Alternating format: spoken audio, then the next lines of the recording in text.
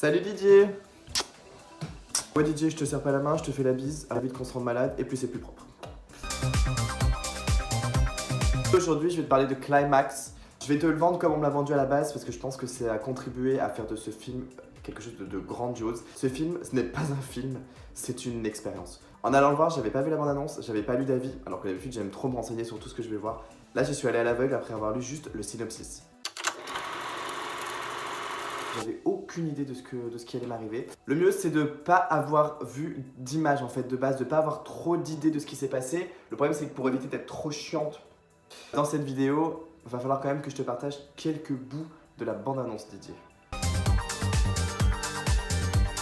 Dès le départ, moi j'ai pas trop compris. On arrive dans cette salle, le film commence à être projeté et là on se retrouve avec une bande de danseurs qui se met à exécuter une chorégraphie, mais genre magnifique. C'est plus un spectacle au début que un film en fait, qu'une expérience cinématographique. À la fin même de la première partie du film, j'avais envie de me lever et d'applaudir les acteurs. Déjà ça en soi c'est assez formidable parce que ça n'arrive pratiquement jamais, mais là c'était absolument exceptionnel de voir cette bande d'acteurs pros qui ont été castés justement spécialement pour leur don artistique, gérés comme ça à l'écran. Vraiment, il y a déjà quelque chose de ouf qui sort du film dès les premières minutes. En plus de ça, Didier, il faut savoir que ça a été produit avec un génie absolument oufissime, parce que dès le début, le film, il casse énormément de codes. T'as des trucs qui sont censés être à la fin, qui arrivent au début, t'as des renversements de scène, t'as des renversements d'images, et t'arrives dans ce truc, tu débarques dans cette espèce de chaos organisé, et là tu te dis, waouh. Alors autant il y a des gens, ça va les saouler, je le sais. Clairement, c'est un film qui va cliver, c'est soit t'aimes pas. Il n'y a pas d'entre-deux possible, mais juste... Moi, les premières minutes où tout est renversé, j'avais déjà l'impression d'être défoncé de base. En fait, tout est à l'endroit, à l'envers, tout est hyper entremêlé. Et là, tu te dis, dans quoi tu vas plonger, Didier?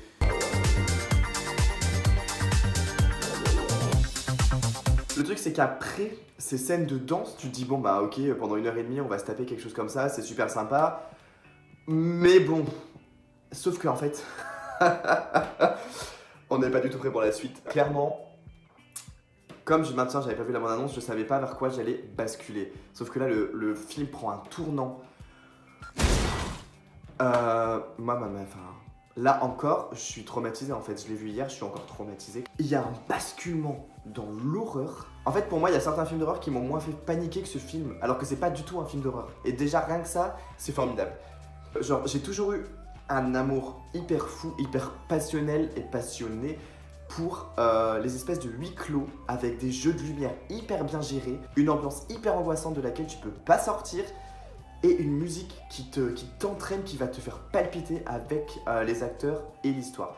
Le truc c'est que là, la musique est extrêmement bien gérée. C'est un peu comme tous ces plans séquences qui font, il n'y a aucun plan de coupe qui va les interrompre. Et ben la musique c'est pareil. Pendant tout le film, on a ces espèces de plans gigantesques et cette espèce de bruit de fond assourdissant qui vont nous oppresser, qui vont nous envahir, sauf qu'on ne peut pas sortir du film, on ne peut pas dire stop. Et je trouve que ça a été hyper confusant et maltraitant pour nous et anxiogène, mais genre de la meilleure façon. C'est géré d'une façon absolument géniale. Plus on avance dans l'intrigue, c'est hyper dur d'en parler sans spoiler, plus on va avoir ces espèces de personnes, ces espèces de corps qui vont être réduits juste à des mouvements, à des palpitations.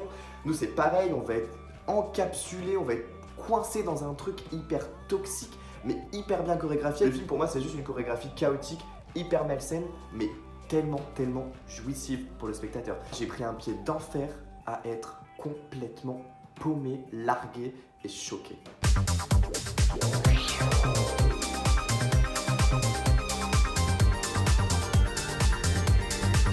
Toi Didier, tu vas à la séance, t'en ressors, t'as l'impression d'être défoncé, drogué. Tu ne veux plus jamais aller en soirée. Puis d'ailleurs, le film pourrait ressembler à une espèce de prévention géante. Alors, il est juste interdit aux moins de 16 ans, mais j'ai plus envie de l'interdire à tous les fêtards, fumeurs, buveurs du monde. Parce que même moi, ça m'a donné envie de ne plus aller en soirée. En même temps, j'avais l'impression d'être complètement sous avec les acteurs, d'être complètement défoncé.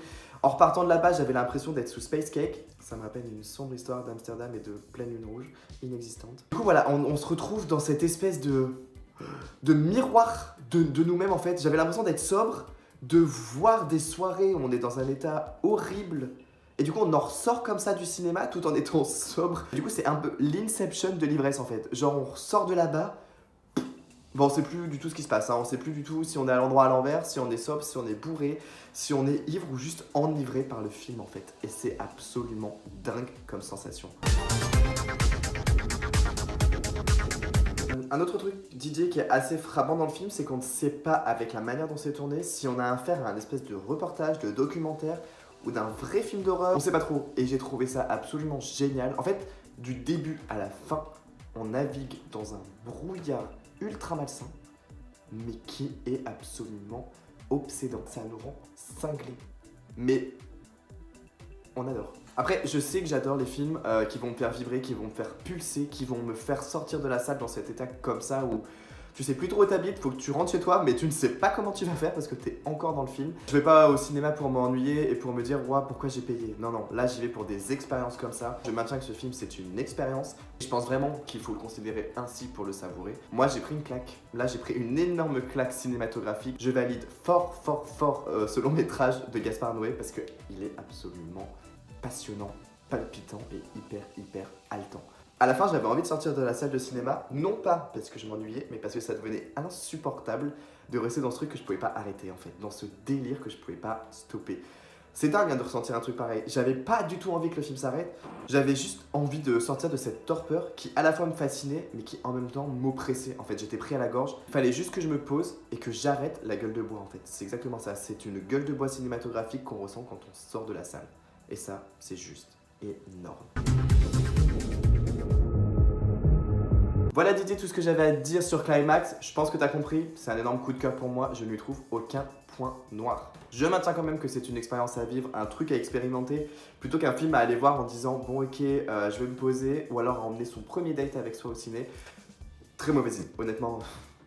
Oubliez Tinder dans ces cas-là. C'est une palpitation, c'est un espèce de truc perdu au milieu de tous les films du moment. Cette année, moi, il y a 2 films que j'ai énormément appréciés. Il y a Ghostland avec Mylène Farmer qui est sorti un peu plus tôt dans l'année. Et là, je pense que je peux placer Climax pas très loin derrière. C'était un truc, un truc de dingue. Ressortir d'une séance de cinéma en ayant l'impression d'être complètement bourré sans avoir acheté de vodka, je trouve que c'est assez fort et moi, ça me marque beaucoup. Didier, moi si j'ai un seul conseil, c'est prépare ta carte d'identité parce qu'il est interdit aux moins de 16 ans. N'y va pas après une soirée ni après avoir fumé. Tu profites et tu te laisses te faire complètement démanteler la cervelle. Merci Gaspard Noé de juste avoir inventé un truc pareil et d'être aussi tordu dans ta tête. Parce que c'est absolument génial à vivre et à partager avec toi. Voilà Didier, je te dis à très vite. Je sais pas trop quand tu vas avoir le temps d'aller au cinéma parce que j'ai une vie en fait. Je te refais la bise et puis on se dit à très bientôt. Ah oui Didier, attends avant que tu partes, juste n'oublie pas le pouce bleu, jaune, rouge, vert, arc-en-ciel, bref tout ce que tu veux. J'accepte tous les pouces, mais n'oublie pas parce que vraiment t'es un amour Didier quand tu me laisses des pouces. Je t'adore. Merci Didier, la bise.